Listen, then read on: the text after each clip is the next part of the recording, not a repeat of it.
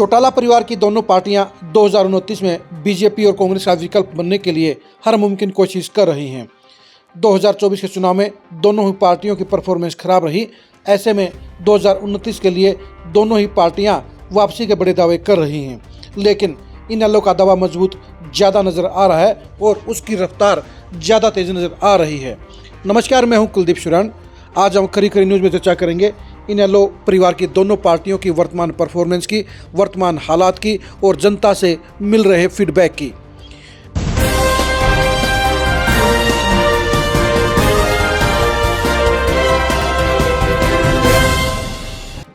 दो दिन पहले चौधरी देवीलाल की पुण्यतिथि थी और इस अवसर पर दिल्ली में उनके समाधि स्थल संघर्ष घाट पर दोनों ही पार्टियों के बड़े नेता एकत्र हुए। दोनों ही पार्टियों के नेताओं ने चौधरी देवीलाल को नमन किया, श्रद्धांजलि दी। लेकिन इस मौके पर जो माहौल था, इस मौके पर दोनों पार्टियों का जो नज़ारा था, वो साफ तौर पर इस बात को क्लियर कह रहा था कि कौन सी पार्टी किस दौर से गुजर रही है। पहले आप खुद ही देखिए कि दोनों पार्टियों के टेंट में क्या नज़ारा था, क्या हाजिरी थी और क्या माहौल था।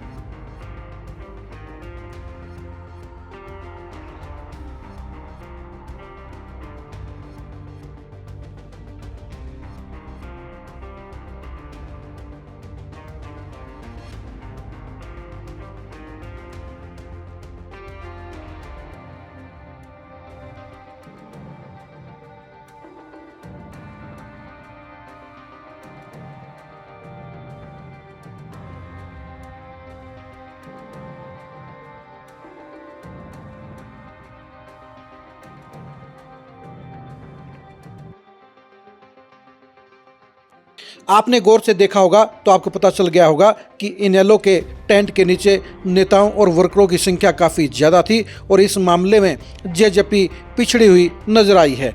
ये ज़मीनी हकीकत है कि 2026 में आज के टाइम में इनेलो जेजेपी से कई गुना आगे नज़र आती है। इनेलो की रफ्तार लगातार बढ़ती हुई नजर आती है। 2025 में रोहतक रैली की बड़ी कामयाबी के बाद लगातार इनेलो का ग्राफ बढ़ा है। अभय सिंह चौटाला का सियासी रसूख भी बढ़ा है और वो जनता के बीच में पॉजिटिव चर्चा हासिल करने में सफल हो रहे हैं। उन्हें ए ग्रेड का नेता मान लिया गया है। वो जेजेपी के नेताओं से काफ़ी आगे आज की तारीख में नज़र आ रहे हैं। यही वजह है कि इनेलो की ग्रोथ ज़्यादा नज़र आती है। इनेलो के नेताओं ने चौधरी देवीलाल को न सिर्फ संघर्ष स्थल पर नमन किया, बल्कि इसके साथ साथ वो संसद भवन में भी गए और वहाँ पर भी देवीलाल की प्रतिमा पर पुष्प अर्पित करने का काम किया। एक एग्जाम्पल और आपको दिखाना चाहेंगे। आपको दो फोटो और वीडियो आपको सोनीपत के दिखाएंगे। सोनीपत में दोनों ही पार्टियों के नेताओं ने चौधरी देवीलाल की प्रतिमा पर पुष्प अर्पित करने का काम किया। आप खुद देखिए कि दोनों पार्टियों के इस श्रद्धांजलि समारोह में लोगों की या वर्करों की कितनी हाजिरी थी।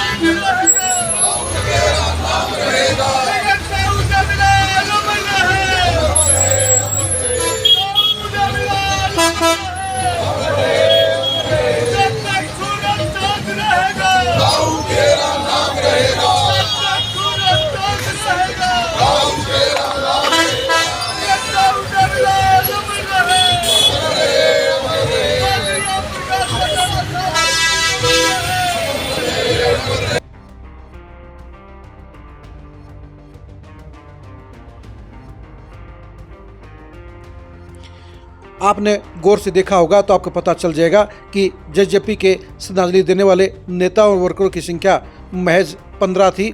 वहीं पर इनेलो के नेताओं और वर्करों की संख्या इससे कई गुना ज़्यादा थी। सोनीपत का ये पैरामीटर पूरे हरियाणा में ही लागू होता हुआ नजर आया था।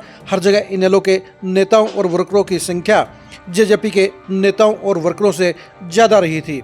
जाहिर सी बात है, यही एक ऐसा पैरामीटर है जो बता रहा है कि आज की तारीख में इनेलो कहां पर खड़ी है और जेजेपी कहां पर खड़ी है। आज की तारीख में बीजेपी और कांग्रेस के बाद कोई पार्टी अगर फील्ड में नजर आती है, किसी पार्टी की अगर जनता में चर्चा नजर आती है, तो वो निश्चित तौर पर इनेलो है। इनेलो वापसी के ट्रैक पर लगातार बढ़ रही है।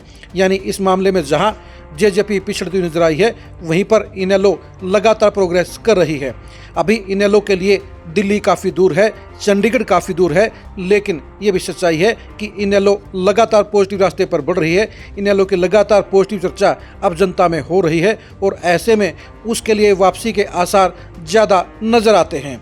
अभय सिंह चौटाला की अगुवाई में अब इनेलो मजबूत होती हुई नजर आ रही है। अभय सिंह चौटाला की अगुवाई में इनेलो आगे बढ़ती हुई नजर आ रही है। अभय सिंह चौटाला लगभग 1 दर्जन पूर्व विधायकों को पार्टी के साथ जोड़ने में सफल हुआ है। इनेलो का संगठन भी जेजेपी के मुकाबले में ज़्यादा मजबूत नजर आता है। यही वजह है कि ये सारे पैरामीटर इस बात का संकेत दे रहे हैं कि इनेलो का रास्ता सही है, इनेलो की रफ्तार भी सही है, इनेलो की पॉजिटिविटी भी सही है और इसलिए रिकवरी की गुंजाइश भी इनेलो की ज़्यादा है। आप इनेलो और जेजेपी में से कौन सी पार्टी की पोजीशन 2029 में बढ़िया मानते हैं, कमेंट करके जरूर बताइए। अभय सिंह चौटाला और जेजेपी के नेताओं में से किस नेता की आज की तारीख में पब्लिक में ज़्यादा पॉजिटिव चर्चा आपको नज़र आती है, कमेंट करके जरूर बताइए। 2029 में इनेलो और जेजेपी के सियासी भविष्य को जानने के लिए आप लगातार खरी खरी न्यूज़ के साथ बने रहिए। आप हमारे फेसबुक पेज को फॉलो कीजिए, आप हमारे यूट्यूब चैनल को सब्सक्राइब कीजिए। नमस्कार।